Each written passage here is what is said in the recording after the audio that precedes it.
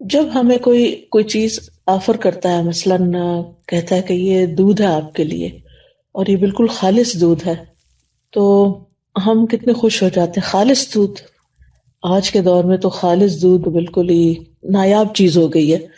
اسی طرح جب کوئی کہتا ہے فلاں چیز بالکل خالص ہے، خالص دالیں ہیں، خالص فلاں ہے، خالص، تو ہمارے دل کی کیفیت ہی بدل جاتی ہے.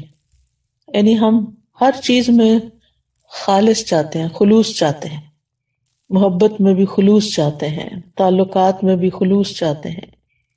لیکن کبھی ہم نے سوچا کہ اللہ سبحانہ وتعالیٰ کے ساتھ ہمارا جو تعلق ہے، یا اللہ سبحانہ وتعالیٰ کی جو عبادت ہم کرتے ہیں، یا اللہ سبحانہ وتعالیٰ کی دین کی خدمت کا جو بھی کوئی کام کرتے ہیں، جو بھی ہمارے حصے میں آیا ہے، جیسا بھی کام آیا ہے، چاہے وہ تحقیق اور ریسرچ کا کام ہے، یا تعلیم کا کام ہے، یا پھر خدمت خلق کا کام ہے، یا تنظیم یعنی ایڈمنسٹریشن کا کام ہے، یا کسی بھی اور طریقے سے کسی بھی کام میں ہم جس کو ہم دین کے لیے، اللہ کے لیے کرتے ہیں، تو کبھی ہم نے سوچا کہ وہ کتنا خالص ہے اور وہ کس درجے کا ہے، اور وہ قابل قبول ہے یا نہیں، اور کس درجے میں قبول ہوگا. تو آج میں تھوڑی سی بات اس موضوع پر کروں گی کہ ہمیں اپنے اعمال پہ کس طرح نظر رکھنی ہے، اور کس طرح ہم نے ان کو مزید خالص بنانا ہے، اور اس کے فائدے کیا ہیں. تو ہم سب سورۃ اخلاص کے نام سے واقف ہیں. قل هو اللہ احد اللہ الصمد لم یلد ولم یولد ولم یکن لہ کفوا احد، اور اس سورت کی فضیلت سے بھی واقف ہیں. کوئی نئی بات نہیں ہے ہمارے لیے، ہم سب جانتے ہیں. تو اس کی اتنی بڑی فضیلت کس بنا پر ہے؟ اخلاص ہی کی بنا پر ہے نا. تو جس طرح اللہ سبحانہ وتعالیٰ ایک ہے، قل هو اللہ احد، تو پھر جو کام یا جو عبادت اس کے لیے ہو، وہ بھی بس صرف اس ایک اکیلے کے لیے ہونی چاہیے. اس کے ساتھ کسی اور کو ملانا نہیں چاہیے، کسی اور کو شریک نہیں کرنا چاہیے. تو اخلاص کا لفظی مطلب ہوتا ہے کسی چیز کو آمیزش سے چھانٹ کے الگ کر دینا، یعنی کسی دوسری چیز کی ملاوٹ سے بالکل الگ کر دینا اس کو. اور لغوی معنی اخلاص کے ہوتے ہیں پاک صاف ہونا اور خالص ہونا. یعنی ہمارا عمل جو ہے، جو ہم اللہ کے لیے کرتے ہیں، وہ ہر طرح کی آمیزش سے بالکل صاف ستھرا ہو، خالص ہو، پیور ہو. اور امام راغب اصفہانی جو ہیں، آپ لوگوں نے ان کا نام سنا ہوگا، مفردات القرآن کے نام سے قرآن مجید کی ڈکشنری ہے، اور بہت ہی بہترین ڈکشنری ہے. ہر قرآن کے طالب علم کو اس سے واقفیت ہونی چاہیے. تو امام راغب اصفہانی لکھتے ہیں کہ الاخلاص التبری عن کل ما دون اللہ تعالی. اخلاص یہ ہے کہ اللہ کے علاوہ ہر ایک سے دل کو پاک کر لیا جائے. یعنی جب ہم اللہ کے لیے کوئی کام کرتے ہیں تو بس وہ صرف اللہ کے لیے ہو، کسی اور کے لیے نہ ہو. اس کے بارے میں کئی ایک اقوال ہیں، لیکن جیسے عز ابن عبد السلام کا قول ہے، وہ کہتے ہیں کہ اخلاص یہ ہے کہ انسان اطاعت کے کام کو اللہ اکیلے کے لیے خالص کرتے ہوئے انجام دے. کس طرح؟ وہ اس طرح کہ اس عمل کے ذریعے سے لوگوں سے اپنی تعظیم اور توقیر یعنی عزت کا ارادہ نہ کرے. یعنی کوئی اچھا کام کر کے پھر وہ لوگوں سے توقع نہ رکھے کہ اب چونکہ اس نے اچھا کام کر لیا ہے اس لیے سب اس کو عزت دیں. مثال کے طور پر اگر ایک ٹیچر ہے، میں اپنے آپ کو ہی لیتی ہوں کہ مجھے تعلیم دینے کے بعد، پڑھانے کے بعد، سکھانے کے بعد جن کو میں سکھا رہی ہوں ان سے یہ توقع نہیں رکھنی چاہیے کہ اب چونکہ میرا ان پہ احسان ہے لہٰذا یہ اس کا بدلہ کم از کم اس صورت میں تو ضرور دینا کہ یہ مجھے رسپیکٹ دیں. اور اگر وہ رسپیکٹ نہ دیں تو پھر مجھے بہت برا لگے اور میں ڈسہارٹ ہو جاؤں، اور پھر میں اپنا کام چھوڑ دوں اور لوگوں سے بدظن ہو جاؤں، اور پھر ان کے خلاف ادھر ادھر غیبت چغلی شروع کر دوں اور فرسٹریشن کا شکار ہو جاؤں. تو یہ سارا نتیجہ کس بات کا ہے کہ میرے اصل کام میں اخلاص ہی نہیں تھا. تبھی تو میں اس نتیجے پہ پہنچی، اس ہلاکت کے گڑھے میں، کہ فرسٹریشن کا شکار ہوئی. اور اس فرسٹریشن میں پڑھ کے پھر میں نے جس مقصد اور جس نیت اور جس جذبے اور جس بڑے بڑے ارادے کے ساتھ میں نکلی تھی، وہ تو وہیں رہ گیا نا، وہ تو چلا گیا کہیں اور، ختم ہو گیا سب کچھ. پھر وہ کہتے ہیں کہ اور نہ کوئی دینی نفع حاصل کرنے کا مقصد ہو اور نہ کوئی دنیاوی نقصان دور کرنے کا ارادہ ہو. یعنی کچھ بھی اور نہ ہو، ہر چیز ہٹا دی جائے سوائے اس کے کہ اللہ کی رضا سامنے ہو۔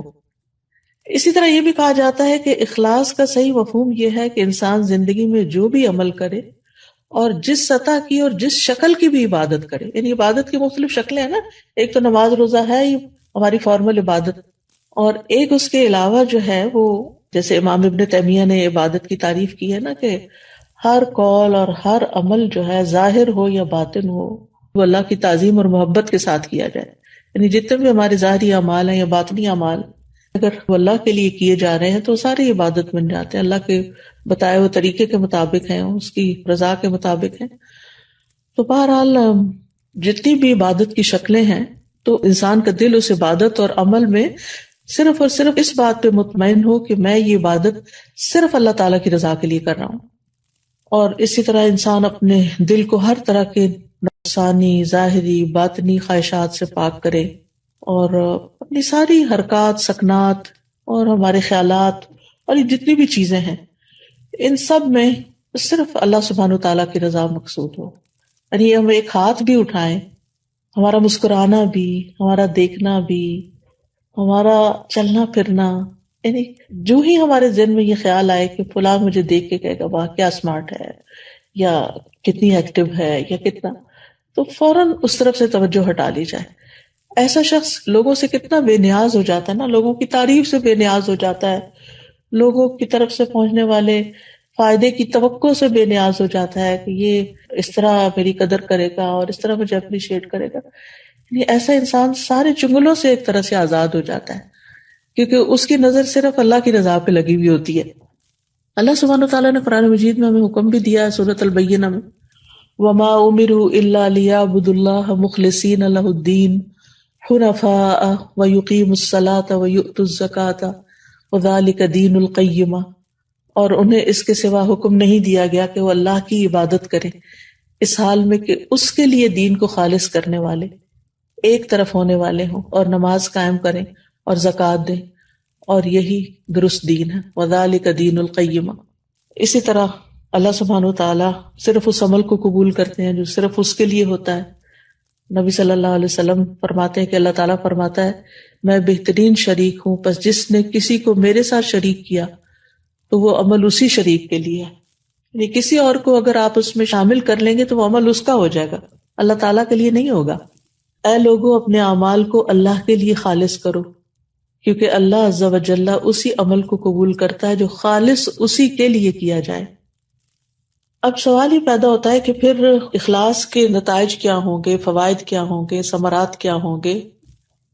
پہلی بات تو یہ ہے کہ انسان کے اعمال قبول ہوں گے۔ ہم جو تھک رہے ہیں، محنت کر رہے ہیں، دن رات بھاگ دوڑ میں لگے ہوئے ہیں، ہماری زندگی کا ایک ایک لمحہ جو استعمال ہو رہا ہے، یہ سارا میزان میں ہماری حسنات میں شامل ہو جائے گا، یعنی یہ سب سے بڑا فائدہ ہے، یعنی قبولیت ہو جائے گی، کیونکہ حدیث میں آتا ہے کہ اللہ تعالیٰ صرف اس عمل کو قبول فرماتا ہے جو خالص اس کے لیے کیا جائے اور صرف اس کی رضامندی مقصود ہو۔ یہ سنن النسائی کی روایت ہے ابو امامہ الباہلی رضی اللہ عنہ سے۔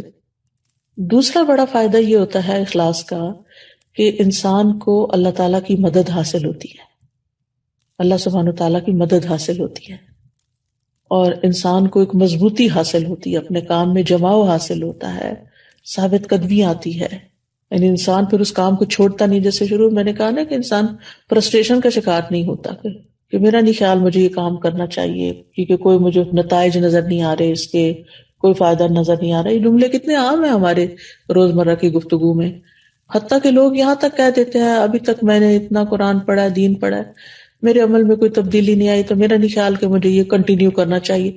بعض اسٹوڈنٹس کہتے ہیں ہمیں یہ کورس کنٹینیو نہیں کرنا چاہیے کیونکہ ہم کچھ زیادہ تو فائدہ حاصل نہیں کر رہے۔ بھائی ایک ایفرٹ تو لگا رہے ہیں، ایک نیک کام میں ایفرٹ لگا رہے ہیں، اس کا فائدہ آپ کو دنیا میں ہی چاہیے اور لوگوں کو دکھانے کے لیے چاہیے کہ آپ بہت اچھے ہو چکے ہیں۔ اللہ کے ہاں اگر وہ قبول ہو رہا ہے اور جمع ہو رہا ہے تو وہی سب سے بڑا فائدہ ہے کہ آپ کا وقت فضول کاموں کی بجائے ایک اچھے کام میں استعمال ہو رہا ہے۔ تو اس طرح یہ ہے کہ انسان کے اندر ایک مضبوطی آتی ہے اور وہ نیک کاموں کو چھوڑتا نہیں ہے، اور جیسے پہلے بھی بات ہوئی کہ قبولیت آتی ہے، اور اللہ سبحانہ وتعالیٰ انما یتقبل اللہ من المتقین، تو جب قبول ہوتا ہے عمل تو پھر مدد بھی آتی ہے اللہ سبحانہ تعالیٰ کی. اچھا، تیسرا فائدہ کیا ہے؟ تیسرا فائدہ یہ ہے کہ انسان کا دل جو ہوتا ہے وہ بہت سی بیماریوں سے پاک ہو جاتا ہے. دل کے امراض کا علاج ہو جاتا ہے. یہ بالکل ایسے ہی ہے نا جیسے اگر کسی میلے برتن میں آپ صاف پانی ڈالنا شروع کر دیں تو وہ ڈالتے ڈالتے جو اس کا میل کچیل ساری دھل دھلا کے بالکل صاف پانی اس میں جا کے ٹھہر جائے گا. تو اسی طرح جب ہمارے اندر اخلاص آتا ہے، بار بار ہم اللہ سبحانہ تعالیٰ کے لیے اپنی نیت کو خالص کرتے ہیں تو وہ نیک کام جاری رکھتے ہیں، اور جتنا وہ جاری ہوتا ہے تو وہ جاری پانی کی طرح ہوتا ہے جو ہمارے دل کے اندر پھر جتنی بھی میل کچیل ہے اس کو باہر نکال دیتا ہے. تو دل کی بیماریاں، سب سے بڑی بیماری تو نفاق ہی ہے، اور نفاق اپوزٹ ہے اخلاص کا. پھر اسی طرح نفاق کی جو علامتیں ہیں اور دیگر جو برائیاں ہیں جیسے حسد ہے، کینہ ہے، بغض ہے، خیانت ہے، یہ ساری چیزیں. پھر اسی طرح یہ ہے کہ حدیث میں آتا ہے 3 چیزیں ایسی ہیں جن کی وجہ سے ایک مسلمان کا دل دھوکہ نہیں کھا سکتا، یعنی حسد یا کینہ نہیں رکھتا. ایک ہے کہ اللہ کے لیے خالص عمل کرنا، دوسرا ہے مسلمانوں کے ائمہ کے ساتھ خیر خواہی کرنا، یعنی اپنے لیڈرز کے ساتھ خیر خواہی کرنا، اور تیسرا مسلمانوں کی جماعت سے جڑ کے رہنا. بے شک دعا مانگنا ان کی حفاظت کرتا ہے، یعنی مسلمانوں کی دعا جو ہوتی ہے وہ ایک دوسرے کے لیے فائدہ مند ہوتی ہے. وَلُزُومُ جَمَاعَتِهِمْ فَإِنَّ الدَّعْوَةَ تُحِيطُ مِنْ وَرَائِهِمْ. میں دیکھتی ہوں واٹس ایپ کے گروپ میں، جس گروپ میں ہوں، کہ کوئی ایک بیمار ہوتا ہے تو سارے کنسرن ہو جاتے ہیں اور ہر ایک دعائیں کرنے لگتا ہے. اور حقیقت ہے کہ ایسے دل پکڑا جاتا ہے. جب میں واٹس ایپ کھولتی ہوں، میں سینئر سٹاف کا جو گروپ ہے اس کا وہ نمبر دیکھتی ہوں کہ کافی میسیجز ہیں، تو میں سوچتی ہوں اللہ خیر کرے. لگتا ہے یا کوئی بیمار ہے یا کوئی فوت ہو گیا ہے یا کوئی، تو یہ اسی صورت میں سب کی دعائیں ملتی ہیں نا جب جڑے ہوئے ہیں. اور اگر جڑے ہوئے ہی نہیں ہیں، آپ اکیلے ہی زندگی بسر کر رہے ہیں، تو بس پھر اکیلے ہی ہیں بہرحال. پھر اسی طرح اخلاص کا چوتھا فائدہ یہ ہے کہ جو دنیاوی عمل بھی جو ہوتے ہیں نا، دنیاوی کام جیسے کھانا پینا ہے، بچے پیدا کرنا ہے، شوہر بیوی کا تعلق ہے، خرید و فروخت ہے، یہ سارے کام بھی اخلاص کی وجہ سے نیک اعمال میں شامل ہو جاتے ہیں. جیسے صحابہ نے نبی صلی اللہ علیہ وسلم سے پوچھا تھا کہ اللہ کے رسول، ہم میں سے اگر کوئی اپنی خواہش پوری کرتا ہے تو کیا اسے اس میں بھی اجر ملتا ہے؟ تو آپ نے فرمایا بتاؤ، اگر وہ خواہش حرام جگہ پوری کرتا ہے تو کیا اس پر گناہ ہوتا؟ تو اسی طرح جب وہ اسے حلال جگہ پوری کرتا ہے تو اس کے لیے اجر ہی اجر ہے. تو اس میں آپ دیکھیں کہ مثلاً آپ والدین کی خدمت کر رہے ہیں، اپنے روزمرہ کے کاموں میں آپ دیکھیں کہ کچھ کام تو آپ خالص دینی کام کر رہے ہوتے ہیں، لیکن بہت سے کام دن بھر میں دنیاوی کام بھی ہمارے روٹین میں شامل ہو جاتے ہیں. مثلا کھانا پکانا ہے، کھانا سرو کرنا ہے، برتن سمیٹنا ہے، بچوں کے پیچھے پڑ کے ان کو کھلانا ہے. بزرگ ہیں تو ان کے چڑچڑے پن کے باوجود ان کے ساتھ خیر خواہی کا معاملہ کرتے ہوئے ان کی ضروریات کا خیال رکھنا ہے. یہ سارے کام بندے کو تھکا دینے والے ہوتے ہیں، اور اینڈ آف دا ڈے پھر یا آوازیں بلند ہونے لگتی ہیں انسان کی، یا پھر احسان جتا بیٹھتا ہے یا کوئی اور. لیکن ان کاموں کو کرتے ہوئے بھی اگر انسان یہ سوچے نا کہ میں اللہ کی رضا کے لیے کر رہا ہوں، اس کا اجر میں اللہ سے چاہتا ہوں، اس کا اجر میں اللہ سے چاہتا ہوں، ہر موقع پر یہی بات اگر آپ انسان اپنے آپ کو یاد دہانی کرا دے تو آپ دیکھیں گے کہ دن کے آخر میں بھی آپ اللہ سے باتیں کر رہے ہوں گے اور دعائیں اپنے لیے کر رہے ہوں گے، یا اللہ تو میری کوششوں کو قبول کر لے اور تو مجھ سے راضی ہو جا. اور نہ آپ اپنے بچوں پہ چیخیں چلائیں گے، نہ آپ اپنے شوہر پہ احسان جتائیں گے، نہ آپ اپنے نوکروں کے اوپر کوئی غصہ کریں گے، کیونکہ ساری چیزیں اللہ ہی کے لیے کر رہے ہیں نا، اللہ ہی کے حکم کے مطابق اللہ ہی کے لیے کر رہے ہیں. اب کھانا کھلانا کتنا نیکی کا کام ہے، گھر کی صفائی کرنا، طہارت اور نظافت اللہ تعالیٰ کو کتنی پسند ہے. ان اللہ یحب التوابین ویحب المتطہرین. اگر اس جذبے کے ساتھ آپ صفائی کرتے ہیں، آپ نہانے میں بعض اوقات یہ ہوتا ہے کہ جیسے میرے جیسے مصروف لوگوں کا یہ ہوتا ہے کہ اچھا اب اس میں وقت لگ جائے گا میرا. جب میں نہانے جاتی ہوں تو میں کہتی ہوں اوہ 10-15 منٹ تو لگ ہی جائیں گے، یہ کیا وقت میرا ضائع ہو جائے گا، اس سے بہتر تھا میں کچھ کر لیتی. تو میں فوراً اپنے آپ کو ایسے موقع پہ یاد دلاتی ہوں کہ ان اللہ یحب التوابین ویحب المتطہرین. تو یعنی اگر نیت یہ ہے میری کہ اس پاکیزگی اور صفائی سے میرا رب مجھ سے محبت کرے تو پھر اس سے اچھا کیا کام ہو سکتا ہے. تو دل کے اندر سے نا وہ جو ایک انگزائٹی اور ایک پریشانی اور ایک تکلیف، وہ کیفیت ختم ہو جاتی ہے انسان کی. وضو کرنے جاتے ہیں یا ناخن کاٹ رہے ہیں اپنے یا اور صفائی کر رہے ہیں اپنی، تو ان سب چیزوں کو بھی آپ سنت سمجھ کر اور دین کا حصہ سمجھ کر اور اللہ کی رضا کے لیے کرتے ہیں، تو چاہے اس پر وقت لگ جائے تو پھر آپ کو یہ پشیمانی نہیں ہوتی کہ میرا وقت ضائع ہو گیا. یہ جو ہم سب کو زندگی میں تھوڑا اللہ کے فضل سے اللہ کے دین کا کام کرنے کا موقع ملا ہے، تو obviously وقت اس کے لیے چاہیے ہوتا ہے نا. تو پھر ہم حریص ہوتے ہیں کہ ہمارا وقت صحیح استعمال ہو، اچھے کاموں میں ہو. اور ہم کچھ کاموں کو تو اچھے کام کا نام دے دیتے ہیں، اور کچھ کاموں کو سمیت میرے کچھ کاموں کو ہم سمجھتے ہیں کہ یہ تو سیکنڈری قسم کے کام ہے اور یہ تو ہمارے کام ہی نہیں ہے، یہ تو فضول کام ہے. حالانکہ دنیاوی کام بھی جو ہماری ضروریات پوری کرتے ہیں یا ہم دوسروں کی ضروریات پوری کر رہے ہوتے ہیں، تو ان کاموں کو بھی جب انسان اللہ کے لیے کرتا ہے تو خوشی خوشی کرتا ہے، اطمینان حاصل کرتا ہے. اور پھر اللہ کے لیے کر کے تو جو رضیت باللہ ربا وبالاسلام دینا کی کیفیت انسان کے اندر پیدا ہوتی ہے کہ اللہ میں راضی، تو نے مجھے اس کام کے لیے چلا، تو نے مجھے یہ کام دیا. پچھلے دنوں ایک دو ساتھیوں کے پیرنٹس بیمار تھے، تو ان میں سے ایک نے مجھے میسج کیا کہ میرے والد پچھلے 2-3 مہینے سے بیمار تھے، تو میں کوئی کورس نہیں پڑھا سکی، کچھ زیادہ کام نہیں کر سکی، لیکن میں دن کا ایک بڑا وقت ان کے ساتھ گزارتی رہی.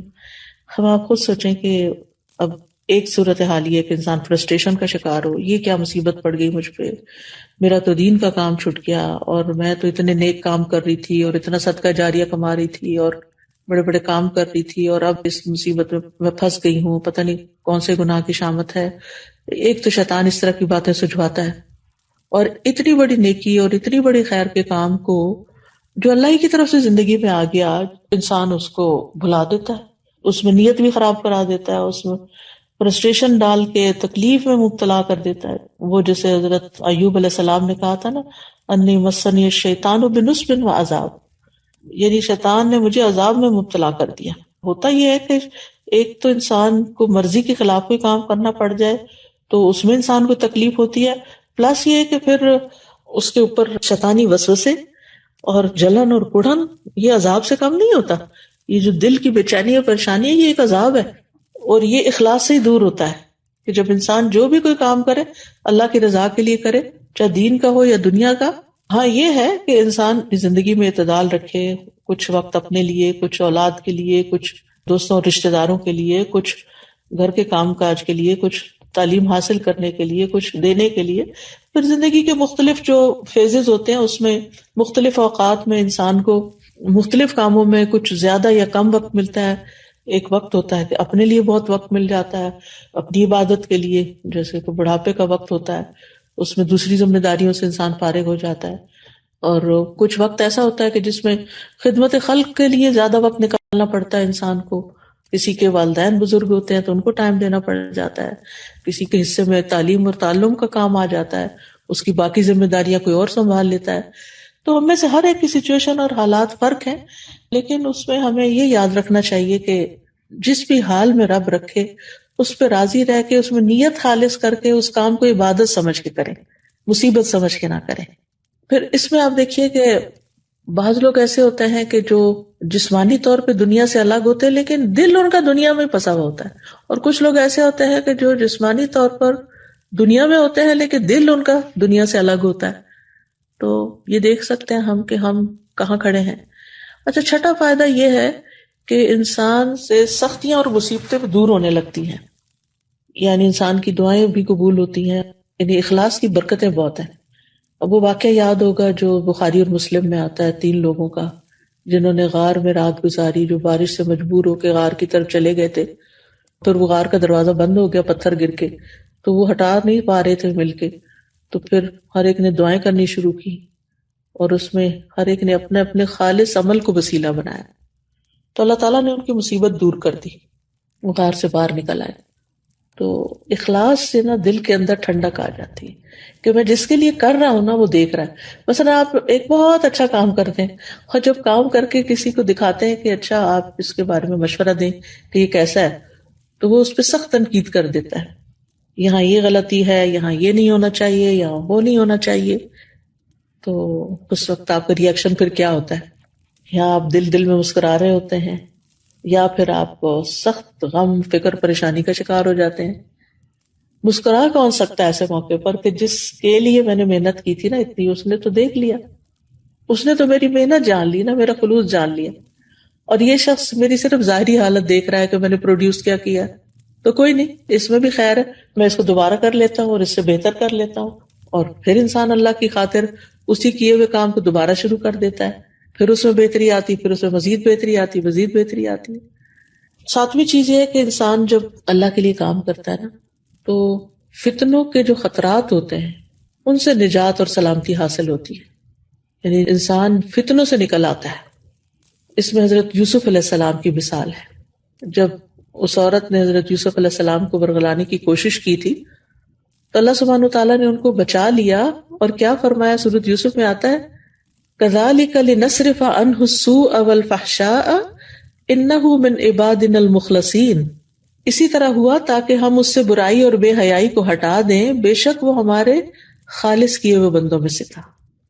آزمائشوں سے خالص ہو گئے تھے نا، تو اللہ تعالیٰ نے ان کو اس گناہ سے بچا لیا. تو اللہ سبحانہ تعالیٰ بندے کی حفاظت کرتا ہے پھر اس اخلاص کی وجہ سے.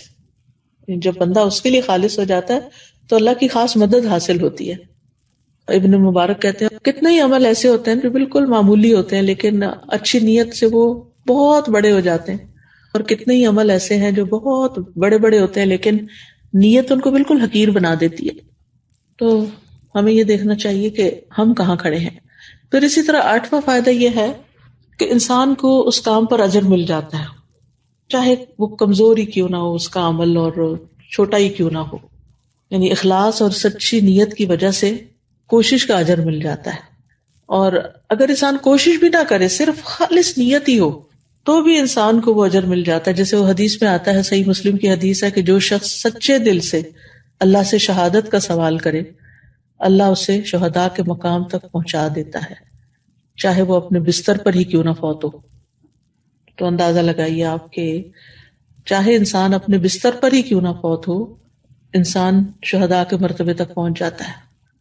اور صرف شہادت ہی نہیں، کسی بھی نیک کام کا، جیسے پیچھے ہم نے بات کی نا کہ حسد دور ہو جاتا ہے.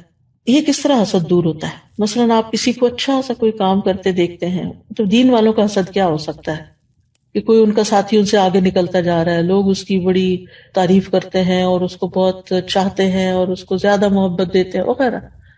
تو جو دیکھنے والا کہتا ہے کہ یہ سب اس کے ساتھ ہی ہو رہا ہے، میرے ساتھ کیوں نہیں ہو رہا؟ تو وہ ایک جلن کڑن کا شکار ہو جاتا. ٹھیک ہے نا؟ تو اب جو نیک انسان ہوگا نا، جو مخلص انسان ہوگا، وہ فوراً خود ہی یعنی اپنے اندر ہی سیلف ٹاک کے ذریعے اصلاح کر کے اخلاص کی وجہ سے اس جنگل سے باہر نکل آئے گا.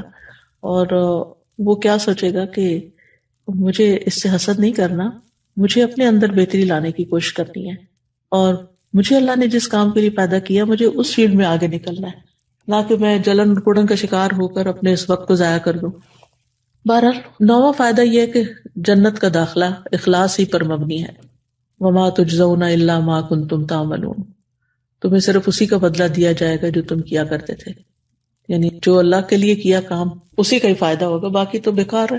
الا عباد اللہ المخلصین اولئک لہم رزق معلوم فواکہ وہم مکرمون فی جنات النعیم علی سرر متقابلین یطاف علیہم بکأس من معین بیضاء لذۃ للشاربین لا فیہا غول ولا ہم عنہا ینزفون وعندہم قاصرات الطرف عین کأنہن بیض مکنون. ترجمہ تو آپ سب کو آتا ہی ہے ماشاءاللہ، ترجمے کی تو ضرورت نہیں ہے. تو اخلاص کے پھلوں میں سے، اخلاص کے فائدوں میں سے جو سب سے اعلیٰ پھل ہے جنت ہے. اللہ تعالیٰ سے دعا ہے کہ اللہم اجعل اعمالنا کلھا صالحہ ولوجہک الکریم یا ربنا خالصہ ولا تجعل لانفسنا ولا للدنیا ولا للشیطان منها حظ ولا نصیب وتقبلها کلھا بقبول حسن یا رب العالمین. اے اللہ ہمارے تمام اعمال کو نیک بنا دے، اے ہمارے رب خالص اپنے عزت والے چہرے کو چاہنے کے لیے بنا دے، اور نہ ہی ہماری اپنی ذات اور نہ ہی ہماری دنیا اور نہ ہی شیطان کو ہمارے اعمال میں کوئی حصہ بنانا، اور اے رب العالمین ان تمام اعمال کو آسان طریقے سے قبول فرمانا. تو جزاکم اللہ خیرن کہ آپ نے اتنا وقت نکالا اور بات سنی. اب میں چاہوں گی کہ آپ کو بھی موقع دیا جائے، کیونکہ میٹنگ تو آپ لوگوں کی ہے اور آپ لوگوں کو بولنا چاہیے. جی جی استاذہ، مجھے جو ان سارے پوائنٹس میں سے ایک دو چیزیں اپنی زندگی میں بھی محسوس ہو رہی ہیں. ایک تو فتنوں کے خطرات سے نجات ملتی ہے. میں نے یہ دیکھا ہے کہ ہمیں پہلے بالکل بھی فتنے کی سمجھ نہیں آتی تھی کہ یہ فتنے سے مطلب کیا ہوتا ہے. چھوٹے فتنے، گھر کے فتنے، ہمارے آپس کے معاملات میں، سوشل لیول پہ، اکنامک لیول پہ بہت سے فتنے. اب میں نے نوٹ کرنا شروع کیا ہے کہ یہ تو واقعی اس بات میں اگر کسی نے ہاتھ ڈالا تو وہ اس میں اور پھنستا چلا جائے گا. اس کو بہتر ہے خاموشی اختیار کی جائے یا یہاں انسان اپنے آپ کو پیچھے رکھے. اور دوسرا جو آپ نے سیلف ٹاک کی بات کی، مجھے اس نے بہت اسٹرائک کیا ہے کہ اللہ تعالیٰ توفیق دے کہ انسان دل میں اپنی خود اصلاح کر لے. اگر انسان کو یہ توفیق مل جائے، آئی تھنک یہ کلاس کی بہت بڑی دولت ہے. جی سازی، میں اس بات پہ غور کر رہی تھی کہ اخلاص اپنے اندر پیدا کیسے کرنا ہے. یعنی ایک تو ہوتا ہے کہ آپ اپنی نیت چیک کرتے رہتے ہیں کہ میں نے یہ کام اللہ کے لیے کیا، میں اللہ کی رضا کے لیے کر رہی ہوں. مجھے یہ لگتا ہے، مجھے میری پلیز اصلاح کیجیے گا، کہ یوں لگتا ہے کہ جیسے عبادات سے جب آپ معاملات کی طرف آتے ہیں نا، تو آپ کا اصل چیک ہوتا ہے کہ آپ یہ اللہ کے لیے کر رہے ہیں یا یہ اپنے لیے کر رہے ہیں، یا یہ آپ کسی دنیاوی مقصد کے لیے کر رہے ہیں. یعنی اب جب سے گھر پہ کام کرنا شروع کیا ہے، میں نے اس چیز کو زیادہ فیل کیا ہے کہ ہم اتنے عادی ہو گئے تھے اپنے ایک مخصوص قسم کے لوگوں میں کام کرنے کے کہ مجھے یہ کبھی فیل نہیں ہوا. لیکن گھر پہ بزرگ بھی ہیں، بچے بھی ہیں، تو مجھے زیادہ اپنے آپ کو ٹیسٹ کرنے کا موقع ملا ہے اور زیادہ چیک کرنے کا. تو پلیز یہ رہنمائی کریں کہ ہم کیسے چیک کریں کہ ہم صحیح پاتھ پہ ہیں، ہم صحیح پاتھ پہ چل رہے ہیں اخلاص کے. ایک تو محاسبہ انسان اپنا کرتا ہی رہے. دوسری بات یہ ہے کہ جہاں مشکل سچویشن ہو اور انسان وہاں صبر نہ کر پائے یا نیت خالص نہ رکھ پائے یا صحیح طور پہ کام نہ کر پائے، تو پھر فوراً دیر اینڈ دین اللہ کی طرف رجوع کرے، التجائیں کرے، دعائیں کرے اندر ہی اندر. یعنی سچویشن باہر کچھ طوفان آیا ہوا لیکن انسان پھر وہی اپنے اندر کی طرف پلٹ جائے کہ یا رب تو میری مدد کر، میرے اس عمل کو اپنے لیے خالص کر، اس کو واقعی نیکی والا کام بنا لے. پھر اسی طرح یہ ہے کہ جہاں بھی معاملہ کرنے لگے انسان تو یہ سوچے کہ اللہ تعالیٰ مجھے دیکھ رہا ہے اور میری نگرانی کر رہا ہے. وہ آتا ہے نا، وما تکون فی شأن وما تتلو منہ من قرآن ولا تعملون من عمل. من عمل میں تو ہر ہی عمل آ جاتا ہے نا.